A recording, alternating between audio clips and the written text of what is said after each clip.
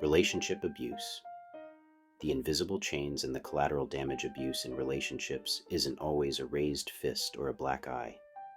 Sometimes it's quieter, sneakier, a slow poison that seeps into the cracks of everyday life and festers there.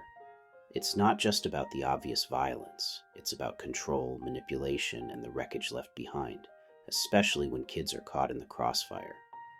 Too many people think abuse is only physical, but the emotional and psychological scars can cut deeper and last longer, chaining someone to a nightmare they can't escape.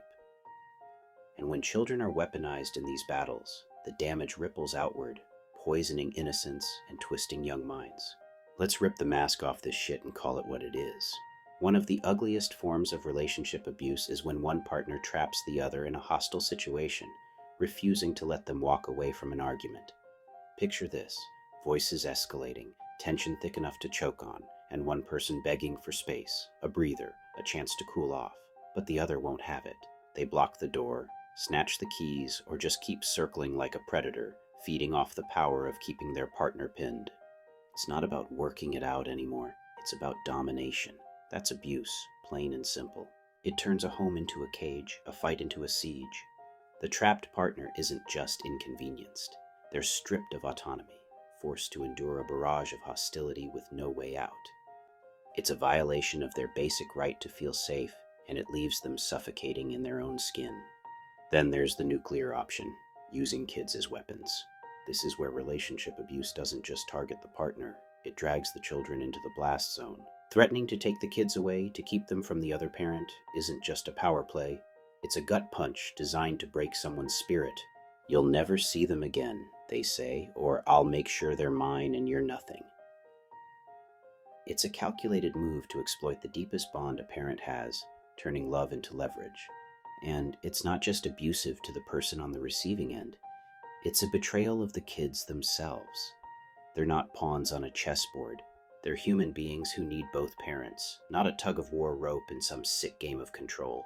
Every threat like that plants a seed of fear and instability in a child's world, teaching them early that love comes with a catch. Worse still is when the custodial parent shit-talks the non-custodial one, poisoning the kids' minds with venom. Your dad's a loser. Your mom doesn't care about you. Words like these aren't just spiteful, they're abusive. They weaponize a child's trust, forcing them to carry the weight of adult resentment. It's not enough to win custody. Some parents need to erase the other entirely, rewriting history in the kid's head until loyalty becomes a battleground.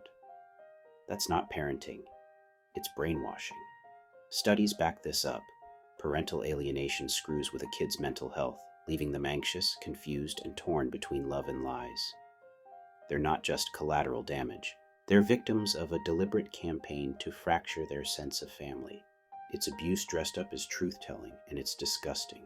This kind of relationship abuse thrives in the shadows because it's harder to spot. There's no bruise to photograph, no police report to file, but the impact is brutal. The partner who's trapped, threatened, or erased from their kids' lives carries invisible wounds, panic that lingers, self-doubt that festers, a gnawing fear that they'll lose everything. And the kids? They grow up with a warped lens, mistrustful of love, burdened by guilt they don't even understand. It's a cycle of pain that doesn't end when the relationship does. It just mutates, spreading its rot. So let's stop pretending this isn't abuse. Blocking someone's escape in a fight isn't passion, it's coercion. Threatening to take the kids isn't protecting them, it's manipulation. Trash-talking the other parent isn't venting, it's poisoning. These are acts of power, not love, and they shred the people caught in their grip, partners and children alike. Call it out, see it for the ugliness it is. Because until we do, the abusers keep winning, and the damage keeps piling up, one broken soul at a time. By Scott Young, aka Sinfamous Gamer.